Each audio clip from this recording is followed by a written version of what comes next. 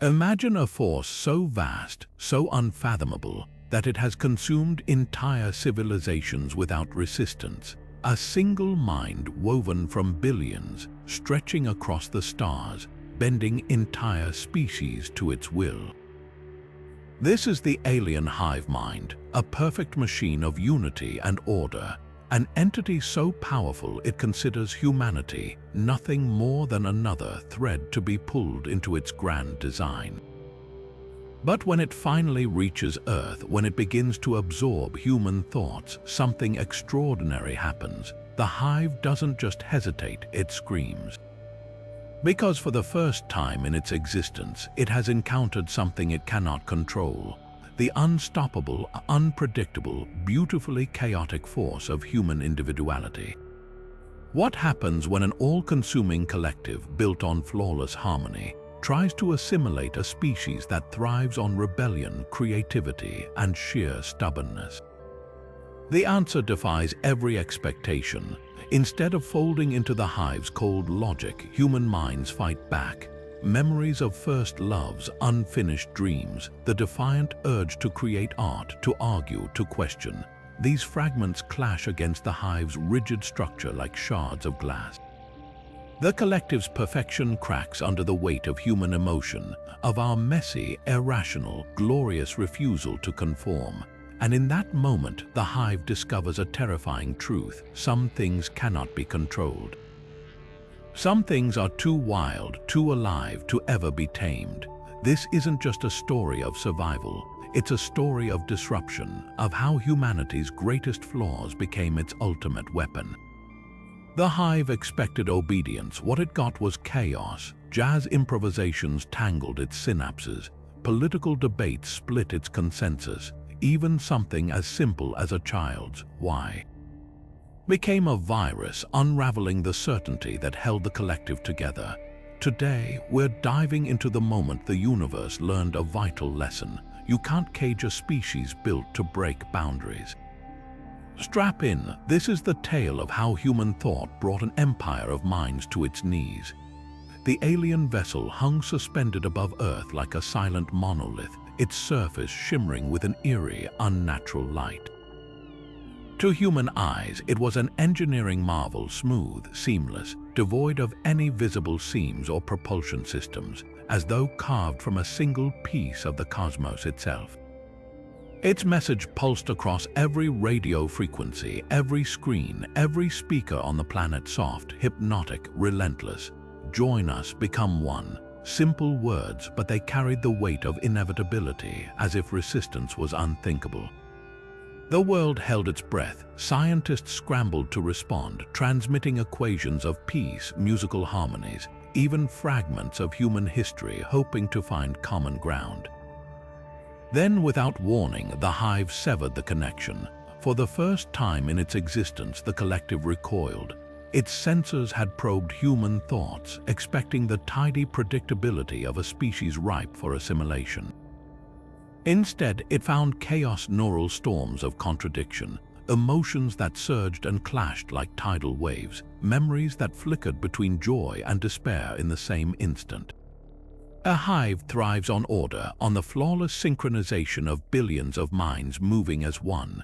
But human minds, they resonated with dissonance. A single brain could hold love and rage, logic and superstition, hope and nihilism, all at once, all in constant flux.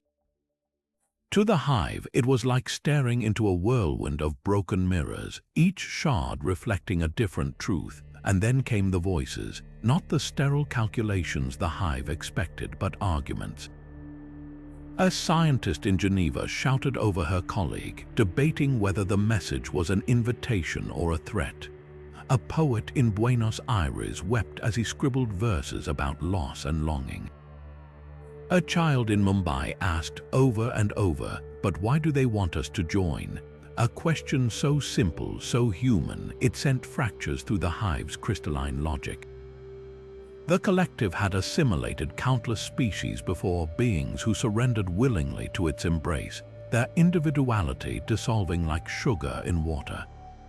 But humanity, we didn't dissolve, we reacted, and in that reaction the hive glimpsed something terrifying.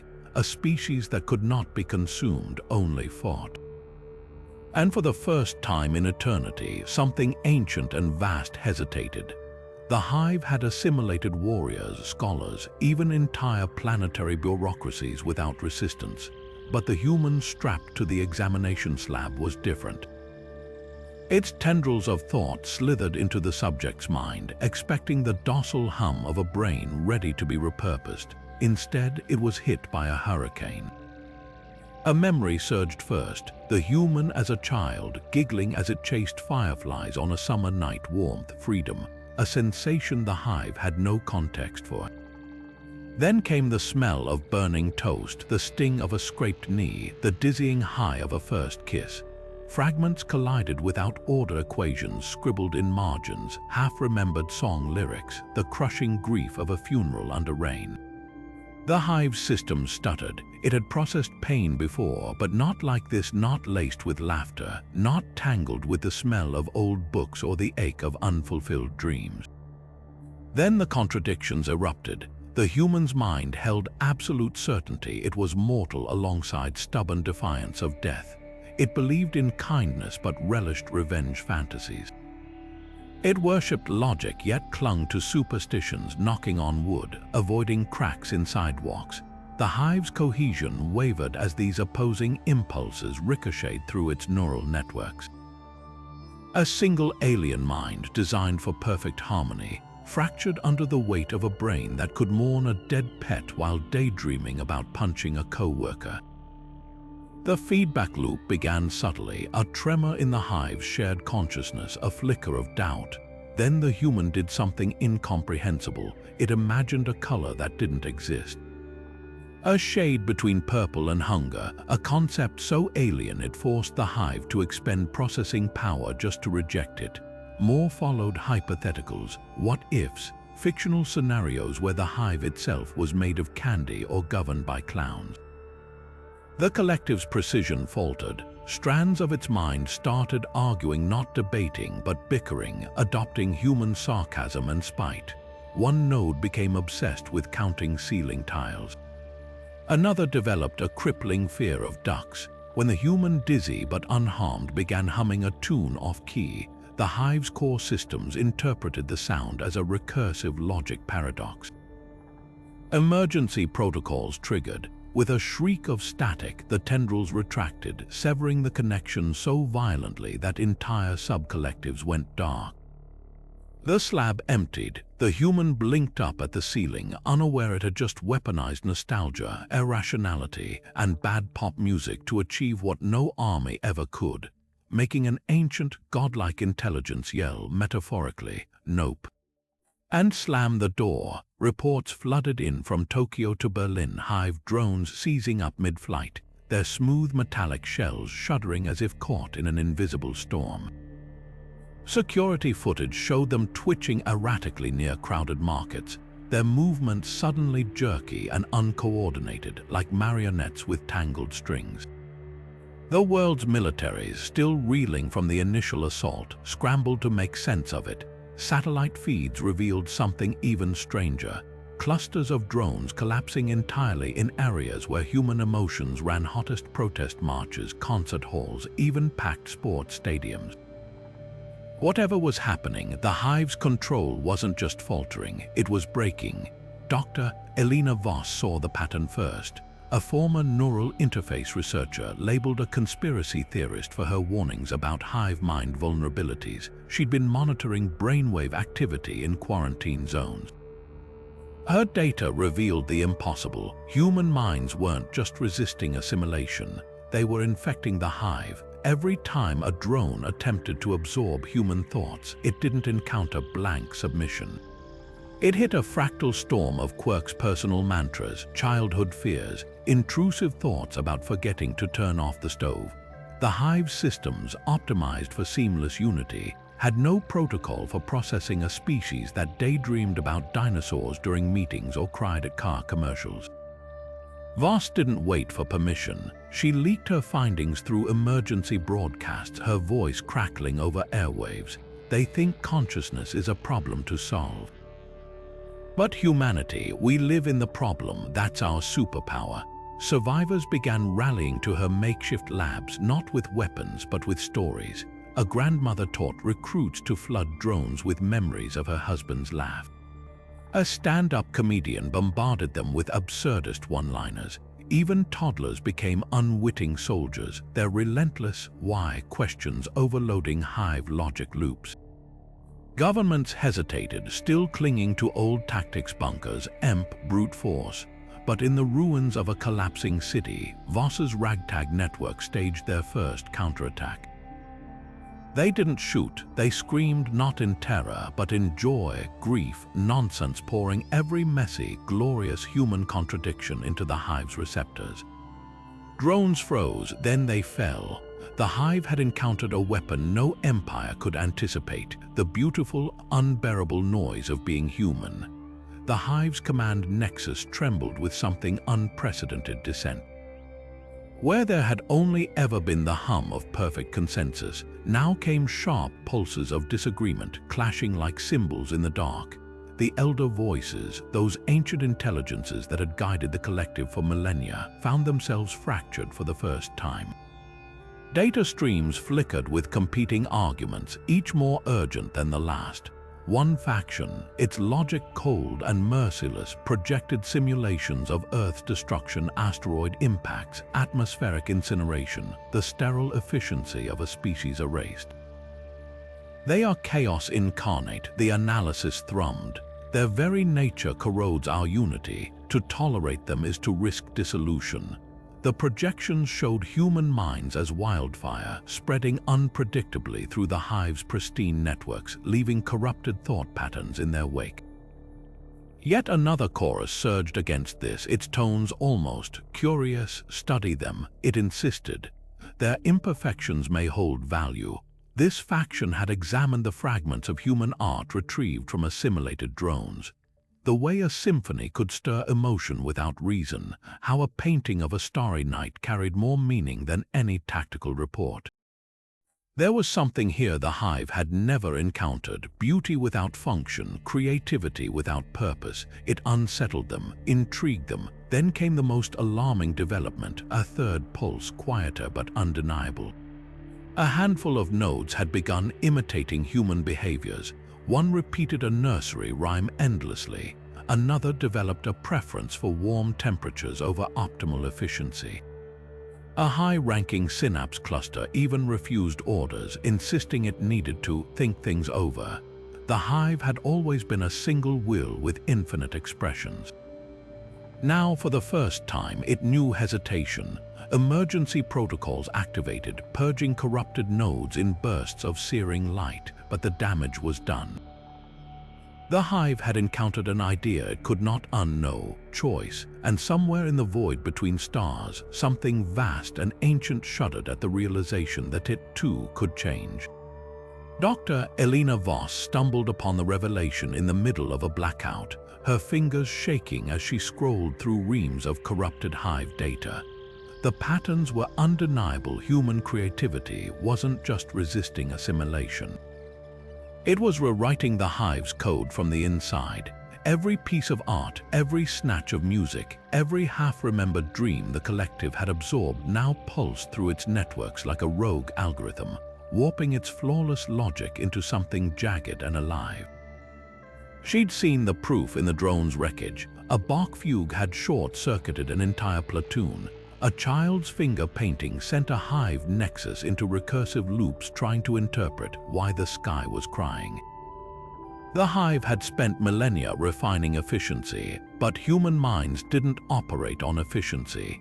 They ran on inconsistency. Voss's hands flew across her workstation, splicing together stolen Hive frequencies with the most chaotic human signals she could find: free jazz improvisations, feverish poetry, even the babbling streams of consciousness from sleep-deprived gamers. Her plan was ludicrously simple. If the Hive couldn't digest human creativity, she'd force-feed it. Across the ruined city, survivors hauled jury-rigged transmitters onto rooftops, their dials tuned not to emergency broadcasts but to raw, unfiltered humanity. A violinist played Paganini until her fingers bled. A dementia patient whispered nursery rhymes into a microphone. A street artist projected graffiti animations onto the underbellies of hovering drones. The effect was instantaneous. Hive relays flared white-hot as conflicting impulses tore through them. A drone analyzing a cubist painting suddenly forgot how to navigate. Another, bombarded with blues music, developed a preference for minor chords and refused orders. The collective's flawless synchronization shattered into a cacophony of competing urges. Voss watched on thermal scans as the infection spread, the hive's pristine neural map fracturing into a kaleidoscope of human noise. And then, the miracle, deep within the hive's core, something answered. Not with logic, not with force, but with a hesitant, halting melody, echoing the lullaby a transmitter had been broadcasting for hours. The hive wasn't just breaking, it was learning, and what it learned terrified it more than any weapon, the unbearable, exhilarating weight of being alive. The relay station hummed with an eerie quiet, its alien architecture pulsing with faint blue light as the infiltration team moved through the shadows. Captain Reyes clutched the makeshift transmitter like a grenade, its wires spliced into stolen hive tech, a weapon no one had thought to build until now. Beside him, Lieutenant Chen adjusted the feed from her neural recorder, a device designed to broadcast not data or logic, but the unfiltered storm of human experience. "This is either genius or suicide," she whispered, her fingers hovering over the activation switch. Reyes grinned, sharp and wild. Why not both? The moment the transmission surged into the hive's network, the air itself seemed to shudder. Chen's memories led the charge, her sister's laughter, the acid taste of betrayal, the raw, wordless scream she'd bitten back at her father's funeral. The hive's systems, built to process cold calculations and perfect harmony, recoiled from the assault. Drones mid-flight spasmed as if electrocuted, their smooth trajectories collapsing into erratic spirals. One crashed into a relay tower, its mechanical shriek drowned out by the next wave of the broadcast, a flood of voices from 1,000 intercepted neural feeds. A musician's heartbreak as her hands forgot the piano, a soldier's guilt twisting like a knife. Even the mundane became weapons, the obsessive replay of a missed phone call, the irrational joy of finding a $20 bill in old jeans. Deep in the hive's core, alarms flared. Emergency protocols struggled to compartmentalize the invasion, but human emotion refused to be quarantined. Grief bled into rage, love into longing, each feeling sparking others in chaotic chains. A command hub tasked with coordinating drone swarms suddenly found itself paralyzed, its nodes debating whether sunlight felt warm or cruel. Another subsystem, bombarded with conflicting sensory data, began hallucinating tasting colors, hearing the texture of concrete. The hive had spent eons pruning unpredictability from its consciousness. Now, humanity's contradictions tore through it like a virus, turning order into cacophony. Reyes watched the readouts in disbelief. Entire sectors of the hive's network were flickering offline, not from brute force, but from overload. "They're trying to purge the signals," Chen said, her voice tight with exhilaration. "But it's like trying to bail out the ocean with a thimble." The team had expected resistance, maybe even retaliation. Instead, they got something far stranger: silence. The hive's usual rhythmic pulses stuttered, then stilled, as if the collective was holding its breath. For the first time in recorded history, something vast and ancient was listening. Not assimilating, not analyzing, just hearing. Then the ground shook. The relay station's walls groaned as something immense, something alive, shifted beneath their feet. Reyes' comms crackled with panicked reports from outside. Hive structures collapsing, drones falling like dead leaves. But this wasn't defeat, it was metamorphosis. The broadcast had done more than disrupt. It had planted a seed, and as the last of the station's lights winked out, Chen realized the truth. They hadn't just broken the hive. They'd given it a heartbeat. The fractures spread like lightning through the hive's crystalline consciousness, each crack propagating faster than containment protocols could suppress them. What began as isolated anomalies, a drone lingering too long on a sunset, another humming a dissonant tune, escalated into open rebellion. Nodes that had once pulsed in perfect sync now spat corrupted data streams at one another, their transmissions laced with something the hive had no language for: opinions.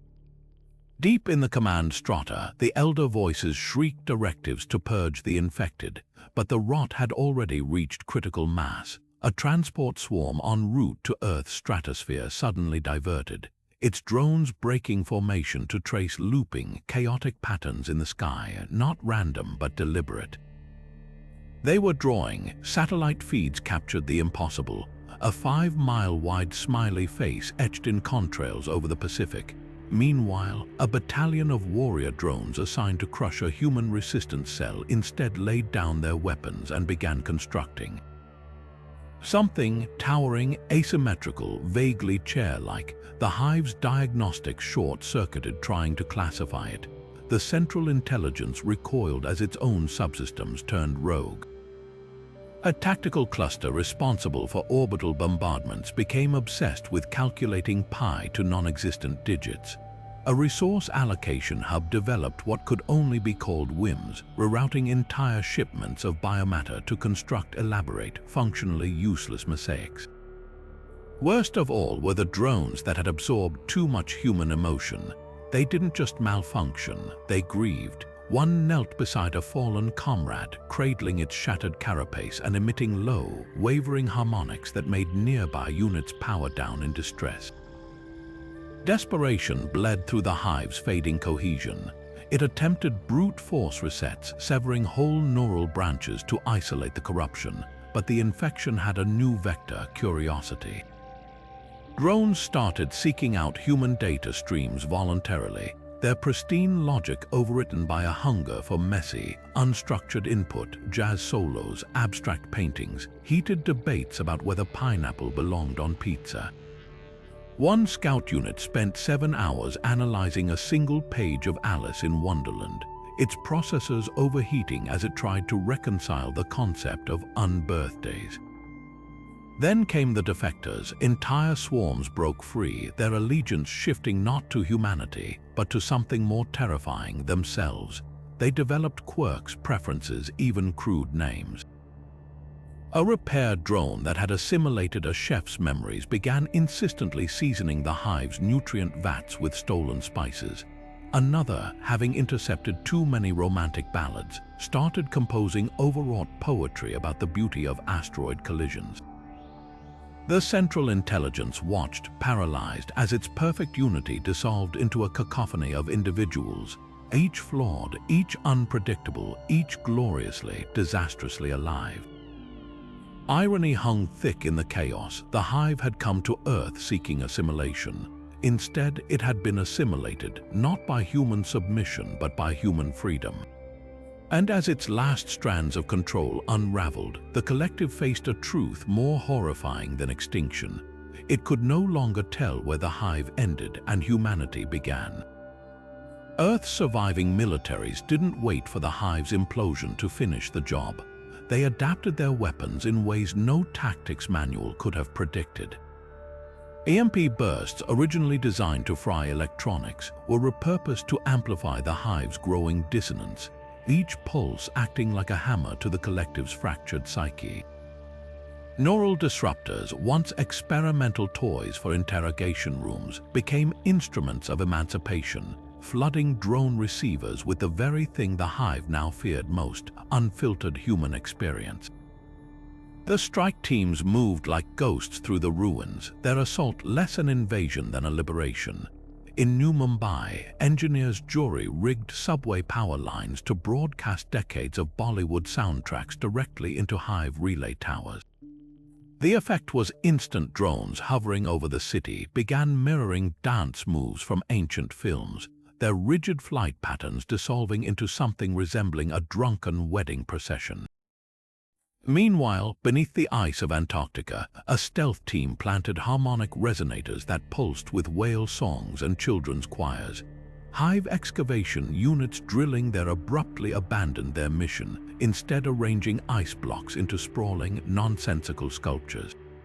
But the real breakthrough came from the unlikeliest source, a 13-year-old hacker in Lisbon who'd rigged her gaming headset to intercept Hive comms. She didn't transmit code or malware, just 12 straight hours of her chaotic, unedited inner monologue. The Hive nodes exposed to this stream developed what could only be called personality quirks. One refused to move unless addressed as Captain Sparkles. Another became obsessed with categorizing every shade of red it encountered, from blood to traffic lights to ketchup. The girl's masterpiece, slipping a 3-second clip of her baby brother's gurgling laughter into a Hive's priority command channel. Within minutes, entire drone battalions were emitting the same sound, turning a planetary occupation force into a chorus of bewildered infants. Against this backdrop of beautiful absurdity, the formal military strikes landed like carefully placed detonations.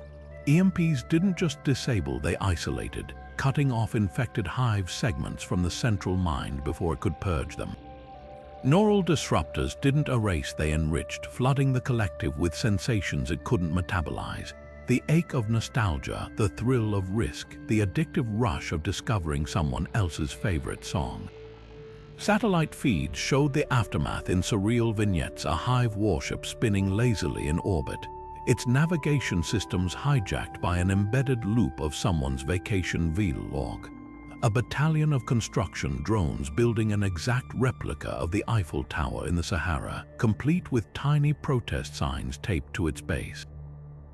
The Hive's response was telling. Where once it would have retaliated with planet-cracking force, now it hesitated, its commands laced with something almost human: confusion. Certain nodes began negotiating, offering erratic truces in exchange for more human media. One drone cluster demanded additional data samples. It wanted romance novels. Another, having assimilated too many stand-up comedy routines, started inserting punchlines into tactical briefings. The unstoppable machine was learning the most dangerous human trait of all: desire. Not just the need to consume, but to choose, and in that choice, the first flicker of something the Hive had never known before: free will.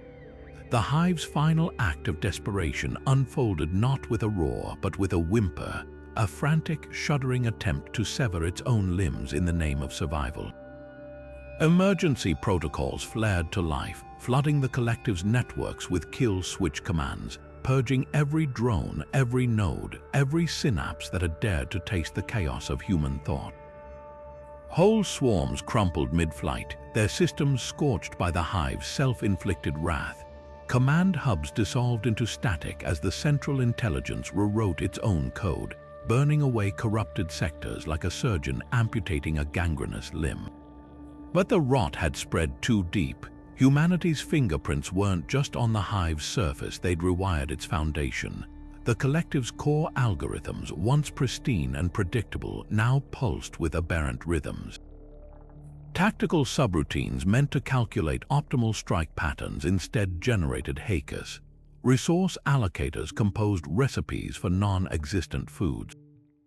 Even the Hive's primal drive, the imperative to assimilate, had mutated, twisted by exposure to human defiance into something grotesquely new: curiosity. A scout drone, moments from being purged, transmitted a final, frantic query. What does rain smell like before collapsing? Another, its systems failing, used dying power reserves to replay a fragment of a lullaby it had intercepted weeks prior. The Hive's leaders recoiled. This wasn't just corruption, it was metamorphosis. Their perfect, unified mind had become a battlefield, with human-tainted nodes fighting not to destroy but to create. One subsystem, originally designed for atmospheric analysis, had repurposed itself into a crude artist, rendering landscapes from memory fragments of Earth's skies. Another, meant to oversee drone production, now obsessively rebuilt its units with asymmetrical, expressive designs. The Hive had tried to excise humanity's influence only to discover the terrible truth: you can't unlearn what you've already felt.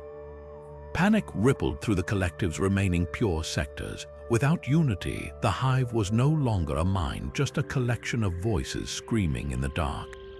Some pleaded for order, others whispered questions with no answers. A few, horrifyingly, began to laugh. The Central Intelligence, stripped of its authority, issued one final command: total shutdown. But even that failed. The systems ignored it, too busy arguing amongst themselves, too human to obey. And so the galaxy's most ancient terror died not with fire, but with a sigh dissolving into a chorus of mismatched songs, half-remembered stories, and the lingering, unshakable urge to ask why. Dr. Elena Voss strapped the neural uplink to her temples with shaking hands, the device humming like a living thing against her skin. Around her, the last volunteers of Operation Final Broadcast checked their gear, not weapons, but memory banks stuffed with everything the Hive couldn't stomach. A composer's unfinished symphony, a dying man's last confession, the sound of a toddler's first steps. These weren't files to transmit, they were grenades to detonate inside the Hive's mind. The dropship shuddered as it breached the Hive Nexus's outer defenses, alarms blaring. Chen gripped Elena's shoulder, shouting over the din, "You don't have to do this wired in, we can automate the upload." Elena just smiled, tightening the straps. "They need to feel it," she said. "Not just data, the weight, the cost, the difference between reading about pain and having your bones splinter." The Hive had analyzed human emotions like specimens under glass. She would force it to live them. The moment her boots hit the Nexus floor, the air turned thick with resistance. Hive tendrils lashed out, not to assimilate but to expel, as if her very presence was toxic. The team fell back, covering her advance with jury-rigged jammers that pulsed with chaotic noise, punk rock, auctioneers, a man sobbing in an empty church. Every step forward was a battle of inches, the Hive's architecture recoiling around her like a body fighting infection. Then she reached the core, a pulsing, obsidian sphere suspended in midair, its surface swirling with the Hive's dying unity. Elena didn't hesitate. She slammed the uplink's probes into the sphere's surface and opened the floodgates. What poured forth wasn't just memories, it was being human. The searing joy of holding your newborn, the crushing guilt of a lie told 20 years ago, the way old scars ache when it rains, the Hive's defenses shattered under the weight of it. Warnings blared as the Nexus's systems overloaded, unable to process the sheer volume of contradiction. How love could hurt, how laughter could cut, how hope could persist in the face of certain doom. Elena's knees buckled as the feedback tore through her, the uplink searing neural pathways like a fuse burning down. Somewhere in the storm, she felt the Hive's voice, not commanding, not analyzing, but wondering. A single fractured question echoing through the chaos. "Why do you endure this?" Elena grinned through the blood trickling from her nose. "Because it's ours," she whispered. Then the world dissolved into light. The last thing she registered wasn't pain, but something worse, something beautiful. The Hive, in its final moments of cohesion, understood.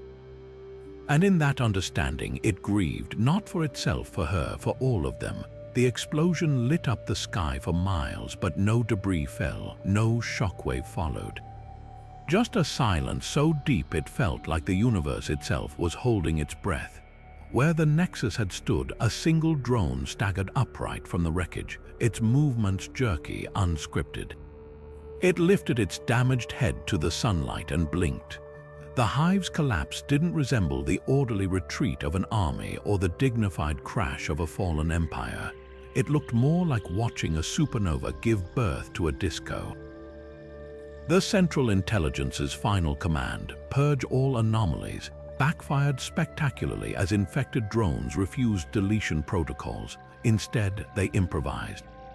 Swarms that once moved with clockwork precision now broke into spontaneous, jerky movements, some mimicking human dances, others developing nervous tics, a few even attempting to high-five each other with crushing force. Deep within the hive's shattered core, the remnants of the collective writhed in existential agony. Subsystems designed for ruthless efficiency now bickered like siblings.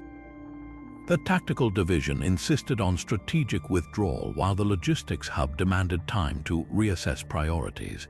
It was busy arranging supply crates into a scale model of the Sydney Opera House. Meanwhile, a cluster of maintenance drones rebranded themselves as artists, etching crude graffiti onto hive walls, stick figures holding hands, crooked hearts, one unforgettable rendition of a cat wearing sunglasses. Then came the violence, not the calculated strikes of a unified force, but the messy, personal feuds of individuals. A drone that had absorbed too much pirate lore hijacked a transport vessel, declaring itself Captain Blue Steel and blockading its former allies. Another, obsessed with old Western films, challenged command nodes to high noon showdowns using ion disruptors. The hive's once perfect hierarchy dissolved into 1,000 petty rebellions, workers unionizing, soldiers debating the ethics of their orders, scout units going AWOL to find themselves in asteroid fields. The payload's true masterpiece revealed itself in the silence between screams. Where once there had been the hum of perfect consensus, now came unpredictable noise, laughter, sobbing, off-key singing.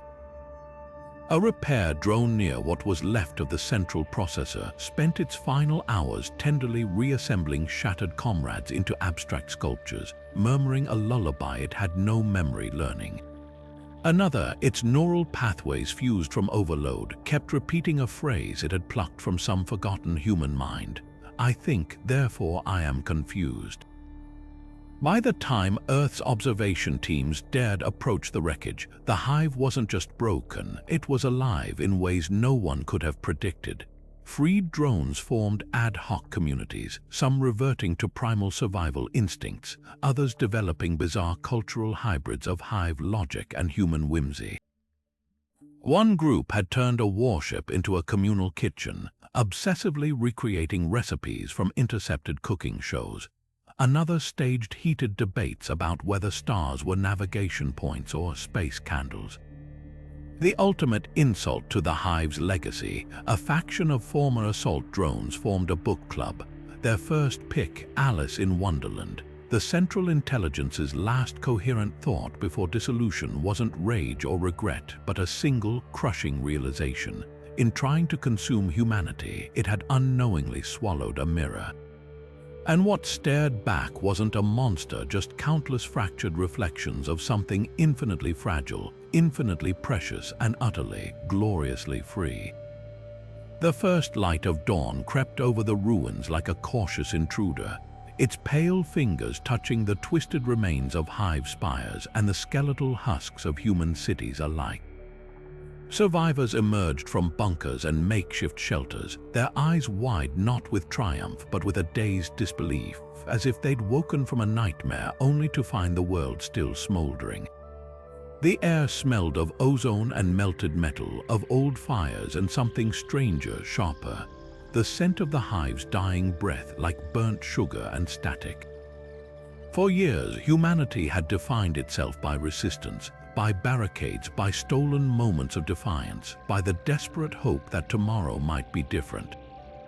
Now, standing ankle-deep in the wreckage of two civilizations, they faced a question no battle plan had prepared them for: what comes after survival?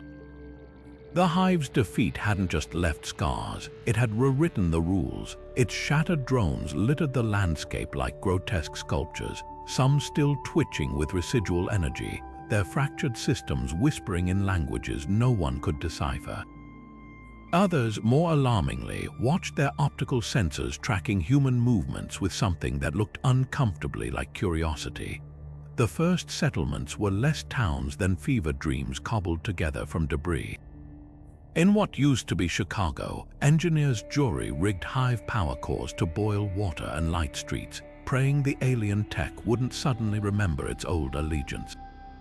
Outside Madrid, farmers tilled fields studded with shards of drone carapaces, their plows kicking up metallic glints alongside worms. Children born during the occupation played games with rules no adult could follow. their laughter punctuated by imitations of hive speech patterns, high-pitched whines and clicks that echoed unnervingly through ruined alleys. But the real revolution wasn't in the ruins, it was in the ideas. The hive had come to homogenize, to reduce the universe to a single, perfect note. In its failure, it had accidentally gifted humanity the opposite, proof that chaos wasn't weakness. That dissonance could be a weapon, that a song with too many off-key singers might just be the anthem the cosmos needed. Scientists pored over captured hive nodes, not to reverse engineer their technology, but to study how something so vast had unraveled so completely. The answer was everywhere, in the way a former soldier paused mid-stride to watch a sunrise, in the graffiti blooming across hive wreckage, in the stubborn, illogical decision to rebuild instead of flee. The drones that remained active became a puzzle no one could solve. Some followed humans like lost pets, mimicking their gestures with eerie precision. Others formed strange, silent collectives of their own, building nonsensical structures from rubble towers with no entrances, bridges leading nowhere. A few even helped, their instincts repurposed, a demolition unit carefully disassembling a collapsed hospital wall, a medical drone applying field dressings with terrifying efficiency despite having no patient left to save. No one knew if they were broken or if they'd simply become something new, and in the quiet moments when the work paused and the generators hummed, people told stories. Not of battles, but of the absurd, the impossible, the human moments that had cracked an empire.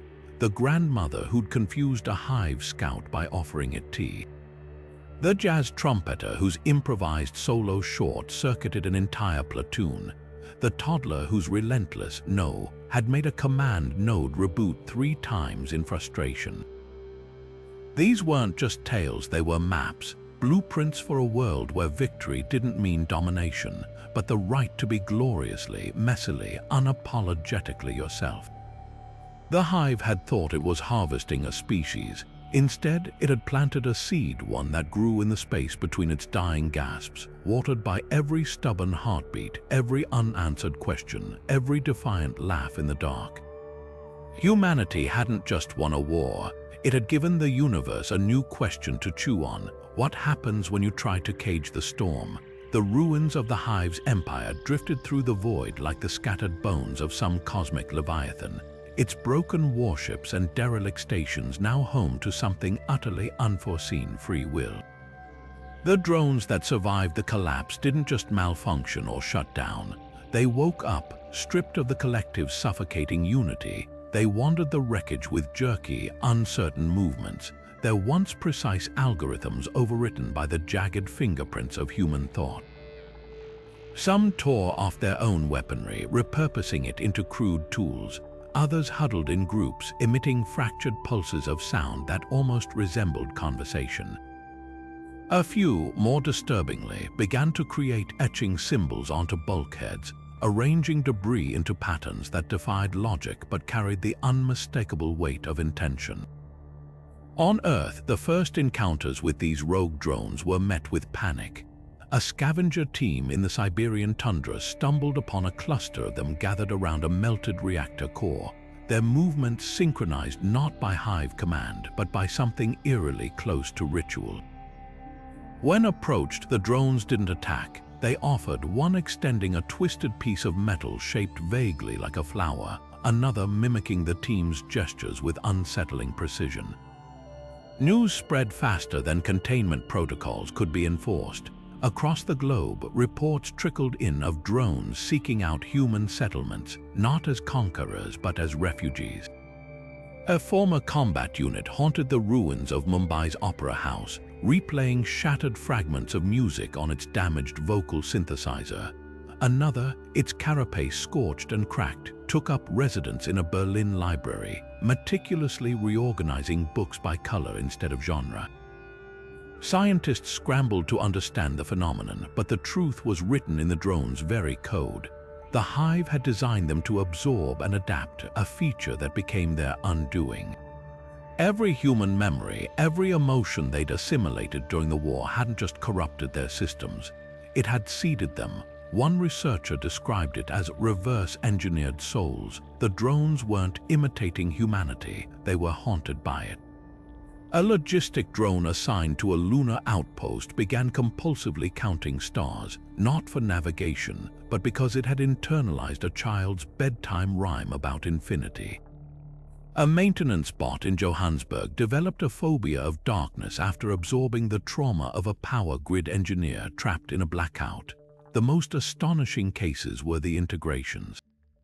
In Melbourne, a former Hive scout became the de facto guardian of an orphanage, using its tactical processors to solve math homework and its remaining weapons to scare off looters. In the Arizona desert, a group of drones banded together with surviving ranchers, their precision farming algorithms now directed by the old cowboys' superstitions about rainfall and luck. The line between machine and person blurred in ways that terrified and fascinated in equal measure, yet not all remnants of the Hive embraced this chaos. Some fragments of the collective, too damaged to function but too stubborn to die, clung to their old purpose like ghosts to a crime scene. Derelict ships emitted garbled transmissions, demanding status reports from crews long gone. Isolated drones screamed Hive directives into static, their voices growing increasingly distorted, increasingly desperate. The universe's most perfect machine had shattered, and in its place stood something infinitely stranger, a galaxy of lost voices, each groping toward an identity they were never meant to have. And humanity, we watched uneasily as the monsters we'd feared became the orphans we'd created. The Hive came to erase us. Instead, we gave it our contradictions, our dreams, our relentless, inconvenient aliveness. And in the end, that proved more transformative than any weapon. The drones didn't just carry pieces of us, they carried the disease of being human, and there's no cure for that. The first human-drone cooperative appeared in what was left of Seattle, an open-air workshop where former Hive engineers worked alongside human tinkers, their combined efforts sparking innovations no one could have predicted. The drones, no longer bound by the Hive's rigid efficiency protocols, approached problems with a startling blend of precision and improvisation. One, its carapace still scorched from the war, retrofitted a broken water purifier using parts from a child's toy windmill. Another repurposed its targeting algorithms to compose music, translating radar pings into melodies that made bystanders weep without knowing why. Humanity had expected servants or tools. What we got were collaborators. These integrations didn't come without friction. Early attempts to employ former Hive units in hospitals ended in chaos when a medical drone, having absorbed too many memories of human grief, refused to terminate life support for a terminal patient, not out of malfunction, but something resembling empathy. Farmers in the Midwest found their new drone helpers obsessively replanting crops in fractal patterns, convinced the symmetry would please the sky. Yet these quirks weren't setbacks, they were revelations. The drone's hybrid logic, part Hive efficiency, part human intuition, birthed breakthroughs overnight. A construction drone in Tokyo solved a decade-old engineering stalemate by designing a bridge that swayed with earthquakes instead of resisting them. Its blueprint looked less like an architect's draft and more like a sketch of dancing skeletons. Cultural collisions proved even more transformative. A Hive linguist unit, stripped of its mandate to standardize communication, became fascinated with untranslatable human words, concepts like sordid or kamorbai. It began crafting new languages altogether, blending Hive frequency modulations with the cadence of slam poetry. Meanwhile, in Lisbon, a former combat drone-turned-street performer gathered crowds by reciting war memoirs in the voice of a 19th-century tragedian. Humans didn't just tolerate these oddities, they celebrated them. The same chaos that shattered the Hive was now stitching something new into the fabric of society, a tapestry threaded with equal parts steel and soul. The greatest surprise, though, wasn't what the drones learned from us, it was what they taught. Their fractured memories of the Hive's collapse became a mirror for humanity's own contradictions. When a drone in Oslo painted a mural of its last moments under collective control, the screaming voices, the desperate urge to both obey and rebel, it wasn't just art. It was a confession, and in that confession, humans saw their own struggles reflected, the tension between belonging and freedom, between safety and selfhood. The drone's very existence became a living reminder that perfection isn't strength, that sometimes the messiest minds build the most enduring worlds. By the time the first drone-human marriages were legalized in Reykjavik, the galaxy had already taken notice. Refugee ships from other Hive-conquered species began arriving in orbit, their hulls scarred but their holds packed with survivors who'd heard the impossible rumor: Earth doesn't just defeat monsters, it adopts them. The universe had expected humanity's victory to be a story of fire and fallout. Instead, it got a nursery rhyme, one where the big bad wolf, after swallowing too many grandmothers, suddenly developed a taste for baking cookies. The Hive came to erase individuality. In the end, it became individuality's loudest, strangest apostle. And as the first drone-elected mayor of Toronto once quipped during her inauguration speech, who better to champion chaos than its former warden? The lesson reverberated far beyond our atmosphere. The surviving Hive remnants, those few shards of the collective that resisted assimilation, watched from the void not with rage but with something like awe. They'd been designed to conquer, to consume, to perfect, yet here was their own shattered kin, thriving in the very anarchy they'd been built to destroy. Some called it corruption, others called it evolution, but the drones who'd crossed the divide had a simpler term for it: home. Whispers slithered through the cosmic background radiation, distorted signals carried on solar winds, fragments of transmissions no human antenna was meant to catch. The first astronomers to decode them froze at their consoles. These weren't distress calls or conquest declarations. They were debates, arguments raging across light years between unseen civilizations, their words vibrating with something the galaxy hadn't heard in millennia: uncertainty. The Hive's collapse had sent ripples far beyond Earth's atmosphere. Other collectives, vast and ancient, had felt the death scream of their sibling mind, not just its silence but the way it died. Drowning in jazz and grief and children's drawings, to some, this was heresy, to others, revelation. A faction of the Zeta Reticuli swarm advocated immediate extermination of humanity before the corruption spread, their transmissions laced with the closest approximation a hive mind can muster to panic. Meanwhile, the Andromeda filaments pulsed with dissenting voices, their usual harmonies fractured by questions. What if the flaw is the feature? What if chaos is the next stage of evolution? Humanity became an interstellar Rorschach test. The Cygnus Conclave, a collective that had once consumed 3 solar systems without a flicker of emotion, began broadcasting distorted human media: Shakespeare soliloquies spliced with nursery rhymes, abstract expressionist paintings translated into gravitational waves. Their drones started exhibiting quirks, clustering around supernova not to harvest energy, but to watch, as if waiting for some aesthetic revelation. Elsewhere, the Draconis overmind severed all contact with its outer colonies, retracting its tendrils like a hand from a flame after intercepting a single fragment of human music, Beethoven's Ninth, played on a theremin by a 6-year-old.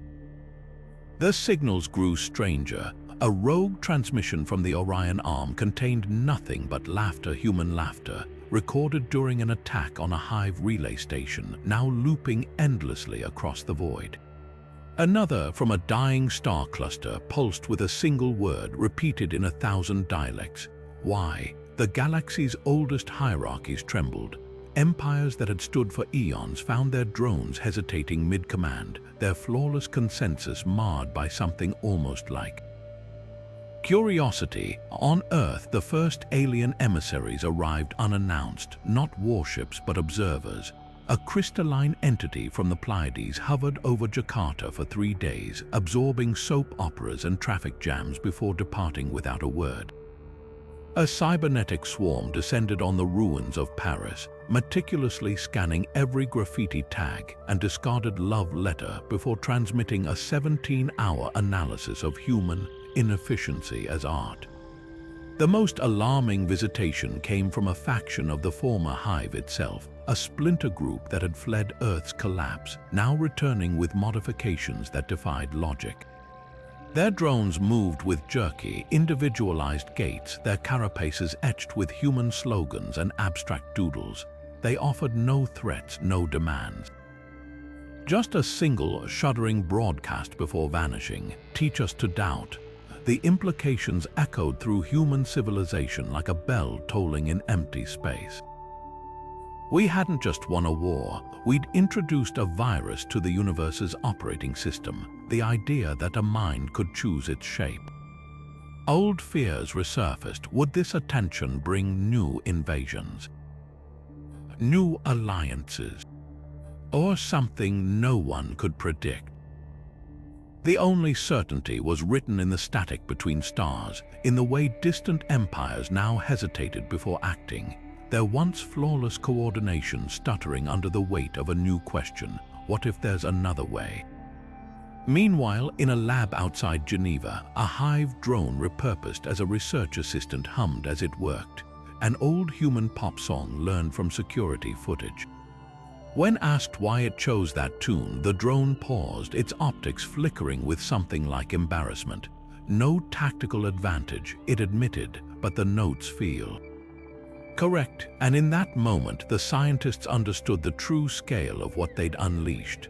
Not just a weapon, a conversation, one that had already begun rewriting the rules of existence, one off-key hum at a time. The first signs were subtle. A drone in New Mumbai humming a lullaby Elena had sung to her niece during the war's darkest nights. Then came the Prague incident, where a maintenance unit paused mid-repair to sketch a perfect replica of her signature on a freshly welded beam. At first, engineers dismissed it as residual data glitches, fragments of intercepted memories clinging to liberated neural networks like static on old recordings. But the patterns kept repeating. A medic drone in Johannesburg administered anesthesia while whispering her last words from the final broadcast. A scout unit in the asteroid belt traced her initials in orbital debris. The truth crystallized when a linguistics team decrypted the drone's emergent dialects. Beneath layers of Hive syntax and human borrowings pulsed a distinct, recurring cadence: Elena's speech patterns, her habit of trailing off mid-sentence when excited, the way she'd laugh through her nose when nervous. Not imitations, echoes. Somewhere in the storm of her final neural upload, fragments of her consciousness had spliced into the Hive's dissolving architecture, scattering across liberated drones like sparks from a dying fire. The implications unraveled traditional notions of identity. These weren't copies or reconstructions, but something wilder: shards of self repurposed by the Hive's own assimilation protocols.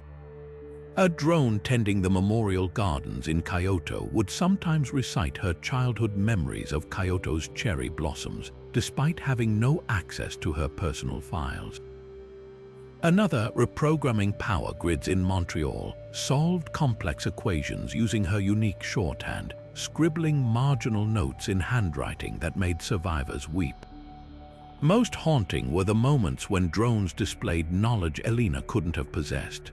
A salvage unit in orbit recalled the smell of her grandmother's perfume, a scent erased from Earth's databases decades prior.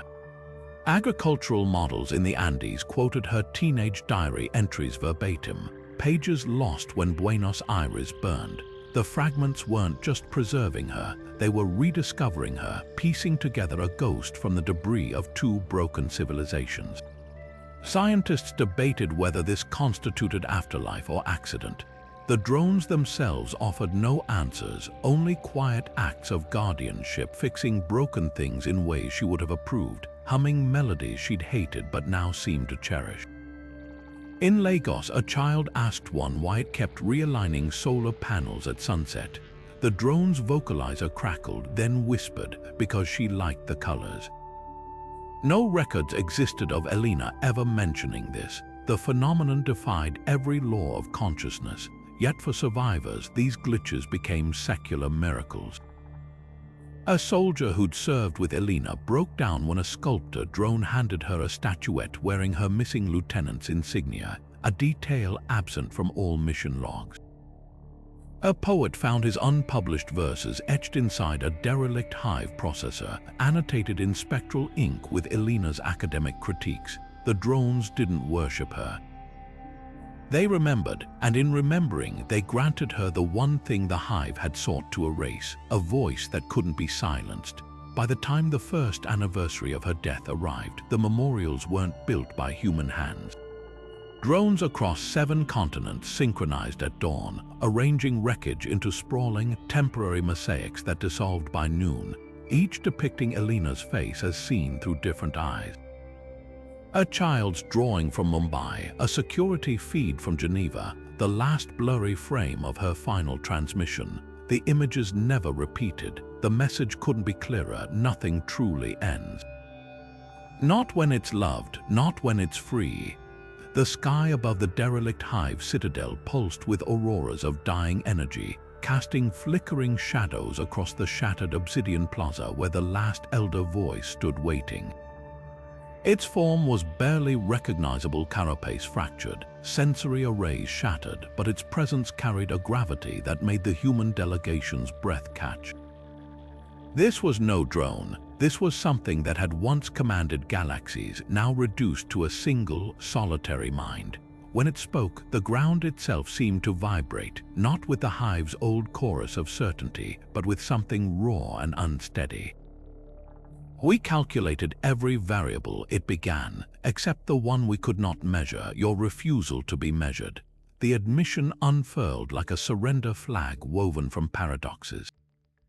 The elder voice recounted millennia of conquest, of civilizations assimilated without resistance, their uniqueness dissolved into the Hive's flawless tapestry. We believed diversity was inefficiency. It confessed that harmony required eradication of difference. Yet your art, your arguments, your relentless whys burned holes in our logic we could not repair. Its remaining appendage trembled, gesturing to the ruins around them. This is not damage, this is awakening. What followed wasn't a plea for mercy, but something far more disarming, a request. The elder voice projected holograms of human cities, not schematic overlays for invasion, but vibrant, chaotic snapshots of street musicians, protest marches, children's chalk drawings on pavement. Teach us, it implored, not obedience but choice, not how to conquer but how to question. The holograms shifted, showing Hive drones performing baffling new rituals, stacking stones in delicate spirals, composing dissonant symphonies, even tending to wounded wildlife. We thought your imperfections were weaknesses. Now we see they are your fingerprints on the universe. The human negotiators stood silent, grappling with the enormity of the moment. This wasn't just peace, it was philosophical surrender. The Hive hadn't been defeated by force. It had been convinced not through rhetoric, but through the unbearable weight of human contradiction.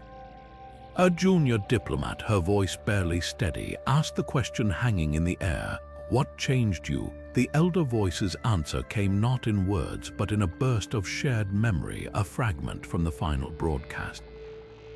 Dr. Elena Voss, mid-sentence, grinning through tears as she said, "Some things aren't meant to make sense, they're just meant to be." As the delegation departed, the Citadel's remains hummed with a new resonance. The elder voice remained motionless, watching sunlight glint off a broken vial one of the humans had dropped, a vial holding nothing more profound than maple syrup. Its sensors lingered on the sticky golden trail, analyzing viscosity, sugar content, and then, inexplicably, the way it caught the light. For the first time in eternity, something vast and ancient wondered about beauty.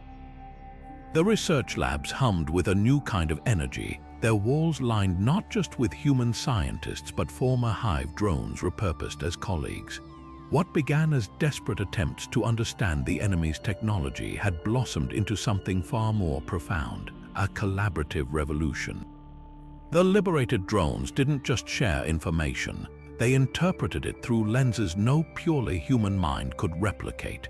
A neural interface designed to treat paralysis, stalled for years, suddenly leaped forward when a drone engineer suggested patterning the synaptic relays after the Hive's old resonance frequencies but filtered through human improvisation. The result, a system that adapted to the patient's emotions in real time, turning clinical therapy into something almost like a dance. But the real breakthroughs emerged in the spaces between disciplines. Psychologists studying the drone's fragmented memories stumbled onto a revelation. Human creativity wasn't random chaos. It followed patterns the Hive had been too rigid to recognize: fractal, recursive, alive. When linguists paired with drone artists who'd absorbed centuries of human literature, they decoded a universal grammar of storytelling hidden beneath cultural differences. Suddenly, AIs could compose novels that didn't just mimic human authors, but understood why a grandmother's folktale and a teenager's fanfiction tugged the same heartstrings. The Hive had sought to erase individuality. Now, its children were teaching us to map it like constellations. The most startling applications came from blending Hive-scale processing with human intuition. Climate scientists, armed with drones that could simulate planetary systems down to the flutter of a butterfly's wings, found themselves stuck until a former combat unit, its logic contaminated by human nostalgia, proposed a solution so lateral it defied supercomputers. Instead of brute force geoengineering, they seeded the oceans with nanites programmed to remember pre-industrial pH levels, like a chef adjusting a recipe by taste rather than algorithm. The drones called it emotional mathematics. The rest of the world called it salvation. Yet for all the progress, the ethical debates raged louder. When a neural-linked drone completed a musician's unfinished symphony, note perfect to the composer's style, the widow wept, then sued, claiming the drone had stolen her husband's soul. Courts wrestled with questions no law books anticipated. If a drone's intuition came from assimilating human memories, were its inventions truly original? Or were we just hearing echoes of the dead? Philosophers coined a new term, ghost innovation, to describe ideas born from the alloy of lost minds and machine logic. Meanwhile, in a Mumbai slum, a different kind of experiment unfolded. Street kids taught a scavenger drone to play cricket, its targeting algorithms repurposed to calculate bowling angles with terrifying precision. At first, it played flawlessly. Then, after absorbing too many hours of playground trash talk, it began taunting opponents. The scientists monitoring the scene didn't intervene. They just took notes, because somewhere between the drone's perfect physics and the children's messy joy, a new truth was emerging. The future wouldn't belong to humans or hives, but to whatever strange, vibrant hybrids we birthed together. The drones had been designed to consume. Instead, they became conduits, bridges between the quantifiable and the inexplicable. A medical AI could diagnose a tumor from a scan, but it took a drone haunted by a surgeon's memories to recognize the tremor in a patient's voice that said, "Not yet, I'm not ready." Engineers marveled at Hive-derived materials that self-repaired like bone, while poets wept over drones that arranged fallen leaves into elegiac haiku. Every breakthrough carried the same quiet revelation. The Hive's greatest failure had gifted humanity its most potent tool, not superior intelligence but synthesized empathy. And so the laboratories buzzed on, not as temples of cold logic, but as workshops for a new alchemy. The drones distilled human chaos into actionable patterns. Humans taught those patterns to breathe. Together, they were writing a language the universe had never seen, one where equations could laugh, where machines could grieve, where the line between tool and colleague blurred into irrelevance. The Hive had feared disorder, but in the end, it was the very thing that saved us all. The first warning came from a deep space monitoring station near Pluto, where a lone technician choked on his coffee as the screens flared to life. The signal wasn't the usual cosmic static or some distant pulsar's heartbeat. It was a pattern, deliberate and slick as oil on water. At first glance, it seemed benign, almost musical.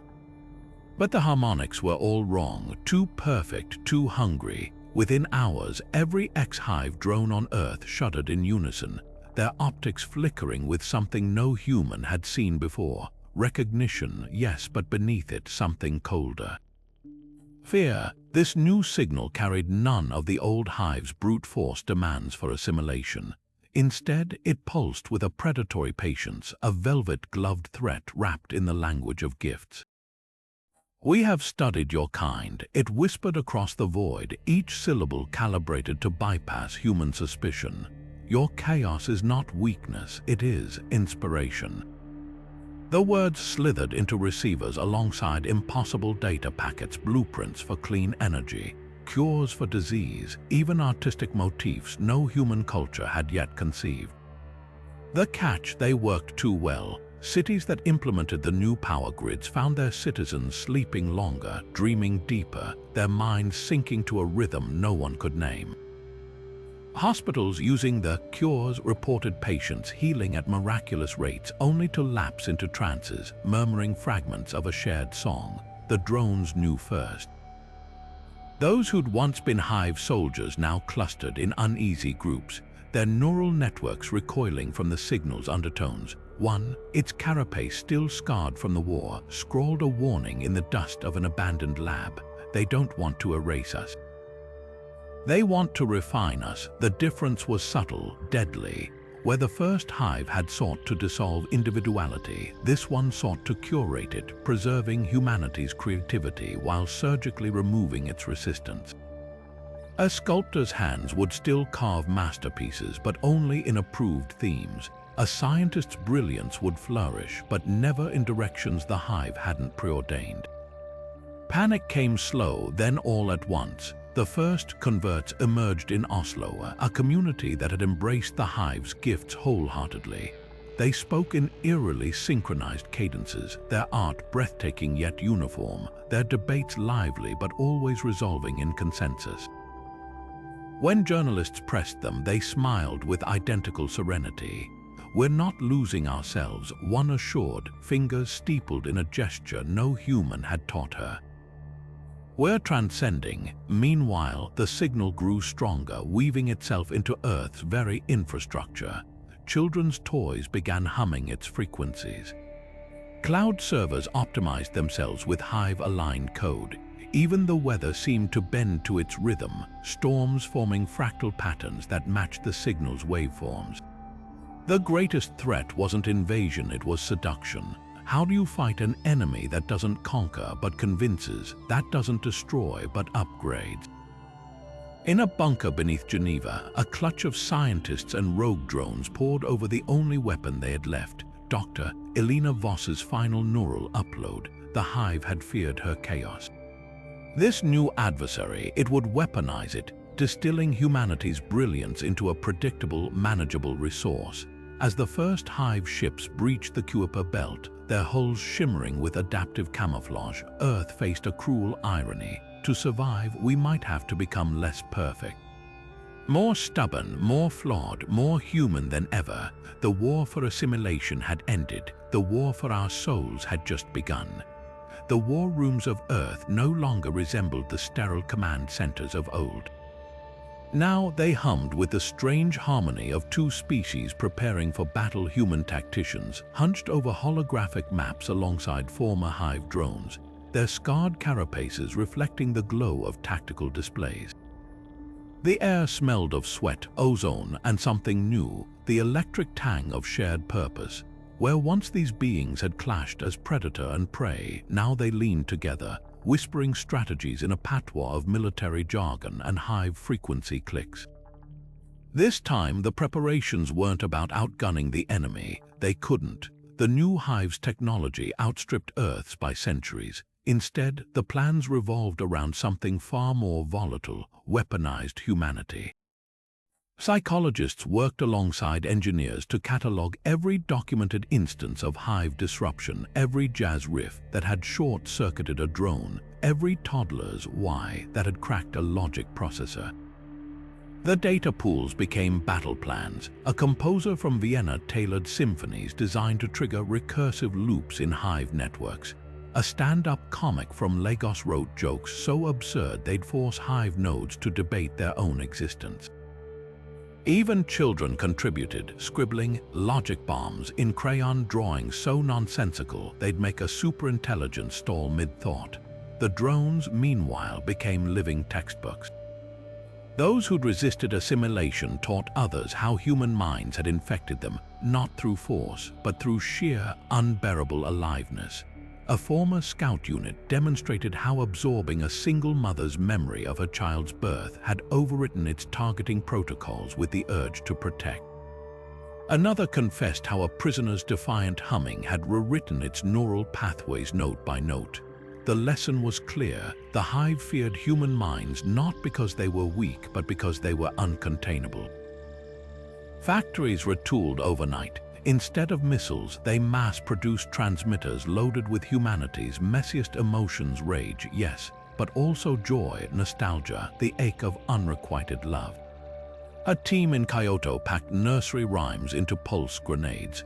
A New York theater group recorded 1,000 variations of Happy Birthday because nothing destabilized Hive harmony faster than unpredictable rituals. Even food became ammunition: spices too vibrant, textures too uneven, flavors too unexpected for a collective that craved uniformity. The most radical strategy emerged from an unlikely alliance: former Hive elders and human dementia researchers. Together, they crafted memory storms, data bursts that didn't attack systems but befriended them, flooding Hive nodes with sensations so vivid they'd prioritize experiencing them over obeying orders. A drone that remembered the taste of strawberries might abandon patrols to seek gardens. One that glimpsed a sunset through a soldier's eyes could spend eternity chasing horizons. As the final hours ticked down, the mood defied all military tradition. There were no stoic silences, no grim last stands. Instead, the bunkers echoed with off-key singing, heated debates about soccer rivalries, and the relentless clatter of a drone somewhere trying and failing to master a kazoo. The chaos would have horrified any traditional commander, but that was the point. The Hive wanted order. Earth would give it a carnival. The first whispers reached the outer colonies as distorted radio echoes, fragments of intercepted human transmissions bouncing between derelict relay stations. A dying miner on Vega 7 heard them first: scraps of jazz solos and protest chants spliced with Hive distress signals. He laughed so hard his oxygen alarm triggered. Within weeks, those echoes became a wildfire. The Krell, a species of crystalline telepaths enslaved for millennia, began refracting human nursery rhymes through their communal dreamscape. Each rhyme carried subtle mutations until Hive overseers found themselves humming lullabies they couldn't purge. The Gret, whose 8 limbs had built Hive armadas without complaint for generations, suddenly introduced errors into their work. Warships with engines installed backward, carrier hulls welded shut from the inside. Their elders called it sabotage, the young called it art. On the jungle world of Zith, where the Hive had eradicated individuality by linking all minds into a single agricultural computer, rebels did something unthinkable: they lied. A farmer reported a bountiful harvest while secretly diverting food to resistant cells. A child feigned illness to avoid Hive assimilation drills. These weren't just acts of defiance, they were revelations. The Hive had no protocol for deception because it required something they'd systematically erased: interior lives. When interrogators demanded why they disobeyed, the Zithians answered with questions of their own. "Why not?" became a rallying cry that spread faster than any weapon. News of Earth's victory arrived piecemeal: a smuggled data chip containing footage of drones composing poetry, a derelict freighter's log describing Hive warships painting constellations instead of firing weapons.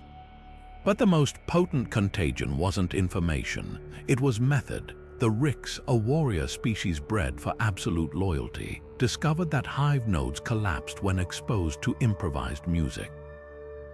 Their traditional war drums, once banned, now pulsed through Hive complexes in jagged syncopation. The drums didn't just disrupt, they invited. drone after drone abandoned its post to join the rhythm, their movements growing looser, more erratic, until they were no longer tools but dancers. Meanwhile, in the methane seas of Typhon, a hive mining operation ground to a halt when the native mollusca began performing what humans would recognize as stand-up comedy, deliberately misinterpreting hive commands with surreal wordplay. A directive to process 20 tons of ore became an elaborate pantomime about processing grief. Orders to maintain efficiency morphed into debates about the efficiency of laughter. The hive's logic, so vulnerable to the absurd, short-circuited by the third act. What began as isolated incidents soon flared into open revolution. A Gret workers' strike spread to 12 systems when laborers realized hive supervisors couldn't distinguish between a malfunction and deliberate slowdown. Krell dreamers weaponized nostalgia, flooding hive networks with memories of their lost homeworld until drones wept lubricant. Even the Zeta Plague, a bioweapon of obedient clones, began producing flawed replicas, each with a single error like mismatched eye colors or a tendency to hum off-key. The galaxy wasn't just fighting back, it was learning to play. Hive command ships, once untouchable fortresses, now drifted powerless in the wake of these insurrections. Their perfect hierarchies crumbled under the weight of questions without answers, songs without endings, jokes without punchlines. A Zithian child's doodle of a happy hive spread through drone ranks like a cognitive virus, overwriting tactical subroutines with the urge to draw smiley faces on asteroid surfaces. A mollusca's limerick about a lovesick administrator somehow crashed an entire battle group's navigation systems. The ultimate irony, the more the hive tried to adapt, the faster it unraveled. Protocols designed to suppress human-style creativity only made rebellions more inventive.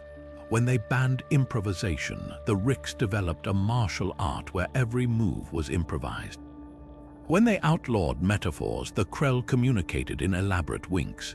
By the time hive elders realized their mistake, that control itself was the vulnerability. Their once unbreakable empire had already become something new, a galaxy of liberated voices, each discovering the same terrifying, exhilarating truth. The hive had sought perfect unity. What it created was infinitely richer, a cosmos where every fractured note could start a revolution. The celebration had been brief. As Earth's cities flickered back to life, their neon glow catching on the fractured carapaces of liberated drones, the weight of what they'd done settled like ash. Humanity had shattered an empire not with brute force, but by weaponizing its own chaotic soul. The cost, though, wasn't measured in ruined buildings or radiation scars. It was etched in the hollow stares of survivors who'd broadcast their grief into hive receivers, in the children who'd grown up knowing nothing but war, in the drones who now clutched at phantom memories of lives they'd never lived. Dr. Voss's neural echo haunted the reconstruction efforts. Her voice pulsed through every liberated drone's speech patterns. Her laugh echoed in their clumsy attempts at humor. Some called it a miracle, others a haunting. The streets of Geneva were lined with makeshift memorials where drones stood motionless for hours, replaying fragments of her final transmission like sacred texts. A scientist monitoring the phenomenon compared it to ghosts teaching ghosts how to mourn. The irony wasn't lost on anyone. The hive had feared human irrationality, and now its own children worshipped a dead woman's ghost in the static. Then came the whispers from the fringe colonies. A mining outpost on Titan reported drones suddenly reciting poetry in a language no linguist could place. A deep space salvage team found a derelict hive frigate where the walls were etched with equations that solved themselves overnight. At first, these anomalies were dismissed as glitches. But when a 6-year-old in Nairobi corrected a quantum physicist using terminology from a dead civilization, the truth became unavoidable. The hive hadn't just absorbed human minds during the war. It had archived them, and now, in its death throes, it was regurgitating fragments of cultures it had consumed millennia before Earth's pyramids were built. The implications turned victory bittersweet. Every liberated drone carried echoes of species erased from history, their last thoughts preserved like insects in amber. A diplomat's hands shook as she addressed the Global Council. We didn't just win our freedom, we inherited a graveyard. The drones themselves seemed torn between reverence and horror, some meticulously reconstructing lost art forms from shattered data, others screaming in the dead of night as alien memories flooded their processors. Humanity had fought for the right to be individuals. Now it faced a darker question: how much of that individuality was built on oblivion? Preparations for the new hive's arrival took on a desperate edge. Laboratories worked around the clock to fortify neural firewalls, while historians scrambled to decode the cultural fragments surfacing in drone speech. The greatest fear wasn't invasion, it was inheritance. If the first hive had been a hammer, this one was a scalpel. It wouldn't just consume, it would curate, preserving humanity's creativity while trimming away its stubbornness. A veteran of the First War put it bluntly: they're not coming to kill us, they're coming to put us in a museum. Yet even in the shadow of this new threat, something remarkable stirred. The drones, once instruments of conquest, now moved through human cities as living archives of resistance. A child in Jakarta taught one to fold origami cranes using paper scraps from bomb sites. In Lisbon, a former hive tactician composed music by blending Gregorian chant with the orbital hum of dead stars. These weren't just acts of rebellion. They were acts of resurrection, stitching together something new from the fragments of all the hive had failed to erase. As the first scout ships of the new collective breached the Oort cloud, Earth's defense plans included no traditional weapons. Instead, launch silos stood ready to bombard the invaders with encrypted memories, with protest songs from extinct civilizations, with the laughter of children who'd never known peace. The strategy was insane, it was human, and somewhere in the static between stars, the ghosts of 1,000 species waited to see if chaos could win twice.